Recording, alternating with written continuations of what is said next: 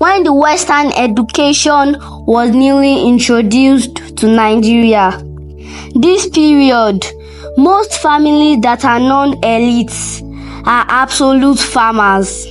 The farmer stays in their farm settlements, which comprises of different families building a mud house with palm frond roofs and a small window. These types of houses are built in a free land area of the farms, owned by these families. Buildings up to 15 or more can be in this type of settlements, meaning 15 families or more residing in such settlements. These people goes to town once a month for meetings, getting foodstuffs in the market or some other functions. This is the case of Lola's family, whose family lived in Agoba farm settlement. This settlement is 2 kilometers to Ayetoro town, where the only school and church in that environment is. Lola's families are indigenous of Ayetoro town. Her father comes to town once in a month for family meetings and sometimes public functions. Baba Lola, as Lola's father was fondly referred to, was an herbalist and also a farmer who owns different plantations of cash crops. His kids and wife helps him with farm works, but Lola seems to be more interested in school. It's been over a decade. The Western education was brought to Ayetoro, and not every family accepted that style of education. Lola's interest might have been a result of her seeing one of her cousins going to school during a visit with her father to her uncle who lived in Ayetoro town. After observing her interest, her father decided to enroll her in LA Community Primary School, Ayetoro town. As a student of LA Community Primary School, Lola would trek from Agoba farm settlement to school in Ayetoro town in the morning and trek back to her family in Agoba farm settlement in the evening. She rises from bed every day by 5 o'clock a.m., gets prepared for 30 minutes, and by 5:30 a.m., she would set out to Ayetoro.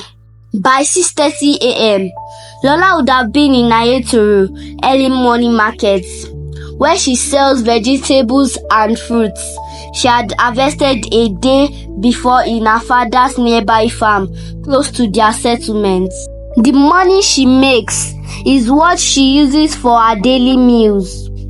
She sells in Ayetoro early morning markets every day for at least 1 hour before rushing down to school. Most days, she misses the school assembly. Lola had no other option than to do this every day, since one of the instructions given to her by her father was if she must go to school, she will have to source for her meals money. Though he is responsible for her books and it is a free tuition school, Lola does this every day with every joy in her. Despite being a farm girl, she was one of the first 3 pupils leading in her class.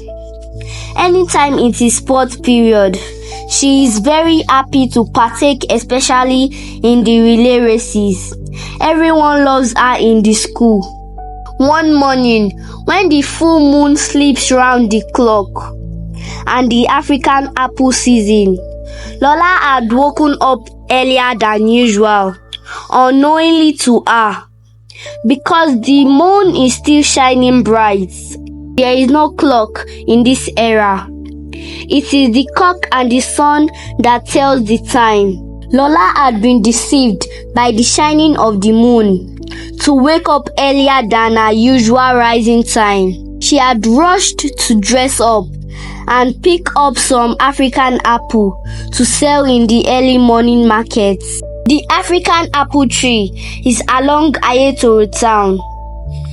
It was because of this she didn't bother to harvest vegetables and fruits from her father's nearby farm as she normally does. Everyone and every tribes love the African apple.